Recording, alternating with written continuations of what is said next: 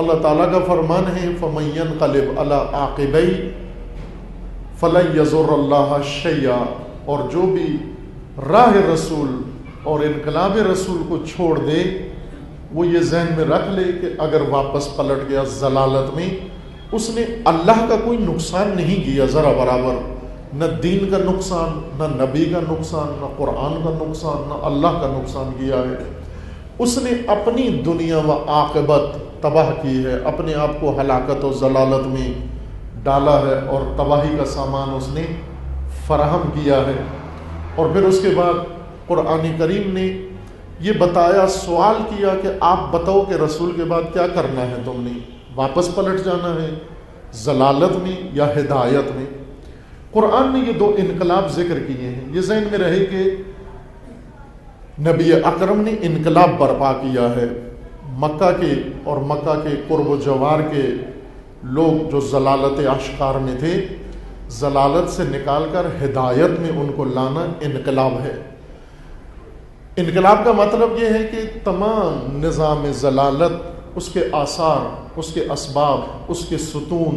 اس کے تمام عمارتیں، اس کی جڑیں، اس کی بنیادیں، اس کی علامتیں سب کی سب اٹھا کر اکھاڑ کر پھینک دیں، اس کو مسمار کریں، پائمال کریں، نابود کریں، اور اس کی جگہ پر مکمل ایک نیا نظام قائم کیا جائے جو نظام الہی و ربانی نظام ہو۔ اس چیز کا نام انقلاب ہے۔ اگر سابقہ حالات رہیں، سابقہ سسٹم رہے، سابقہ نظام رہے اور اس کے اندر نیکیوں کا درس دینا شروع کر دیں، یہ انقلاب نہیں ہے، اس کو قرآن انقلاب نہیں کہتا۔ یہ ایک قسم کی گمراہی ہے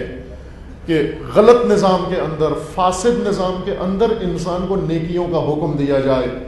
کہ تمہیں ضلالت سے کوئی سروکار نہ ہو۔ لوگ اگر ضلالت میں ہیں، گمراہی میں ہیں اور تباہی میں ہیں، ظلمات میں ہیں، آپ انہی ظلمات میں نیکیاں کرو۔ آپ نے اپنی قبر میں جانا ہے، آپ کو کسی اور سے کیا لگے؟ اگر آپ کے حکمران جس زمانے میں رسول اللہ تشریف لائے، جس کو قرآن نے ضلالت کا عنوان دیا، اس ضلالت کی پہچان یہ ہے کہ اس ضلالت کے زمانے میں حاکم، سردار، ابو سفیان، ابو جہل اور ابو لہب جیسے لوگ تھے۔ یہ طبقہ حکمرانی کی سیٹوں پر بیٹھا ہوا تھا، حاکمیت اور قیادت اور ریاست ان لوگوں کے پاس تھی۔ معیشت ان کی بتاخوری، لوٹ مار اور حرام خوری تھی، اور رویے ان کے عدوانہ تھے، عداوت ان کے رویہ تھی، ان کا اخلاق عدوانہ تھا، ہر چیز ان کی پست تھی۔ نہج البلاغہ میں بہت خوبصورت انداز سے امیر المومنین علیہ السلام نے بعثت سے پہلے کی حالت کو بیان فرمایا ہے کہ تم بعثت سے پہلے کیسے تھے تم لوگ۔ اس حالت کو حضرت نے بیان فرما کر پھر اپنے زمانے کے امیر المومنین نے اپنے زمانے کے لوگوں کو کہا کہ آج تمہاری حالت وہی ہے جو بعثت سے پہلے تمہاری حالت تھی،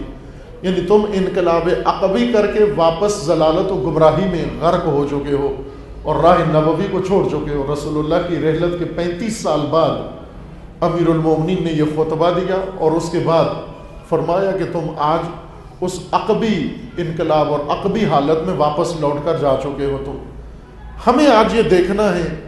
کہ موجودہ زمانہ کیا کہلاتا ہے، قرآن اس کو کیا نام دیتا ہے۔ بعثت سے پہلے کے زمانے کو قرآن نے نام دیا کہ لوگ امی تھے اور زمانہ ضلالت کا زمانہ تھا، ماحول ضلالت کا ماحول تھا، نظام ضلالت کا نظام تھا، معیشت ضلالت کی، معاشرت ضلالت کی، زندگی ضلالت کی، حیات ضلالت کی، سیاست ضلالت کی، حکومت ضلالت کی، حتیٰ عبادتیں بھی ضلالت تھی ان کی، چونکہ بتوں کے سامنے عبادت کرتے تھے، بتوں کی پرستش کرتے تھے، بتوں کی پوجا کرتے تھے، ان کا پورا نظام ضلالت تھا۔ آپس میں روابط بھی ضلالت و گمراہی کے روابط تھے ان لوگوں کے، تعلقات انسانی و الہی تعلقات نہیں تھے۔ اس حالت کو رسول اللہ نے پلٹنے کا مطلب یہ کہ نابود کیا، ضلالت کو مکمل نابود کیا 3 چیزوں سے۔ ایک، اللہ کی نشانیاں بتا کر، یتلو علیہم آیات، ائمہ جمعہ کو حکم ہے کہ ہر جمعے کو یہ سورہ مومنین کے سامنے پڑھیں امامت کرتے ہوئے محراب میں نماز جمعہ میں تمام مومنین کو اکٹھا کر کے سورہ مبارکہ جمعہ تلاوت کریں اور انہیں سمجھائیں۔ پہلا مطلب یہ کہ نبی کا راستہ انقلاب کا راستہ ہے، نبی کا راستہ انقلاب ہے۔ انقلاب کا مطلب یہ نہیں ہوتا کہ ہم ضلالت سے سمجھوتا کر لیں، ضلالت کے اندر گھس جائیں اور ضلالت کے اندر جا کر ہم ضلالت کو تبدیل کرنے کی کوشش کریں، یہ انقلاب نہیں کہلاتا،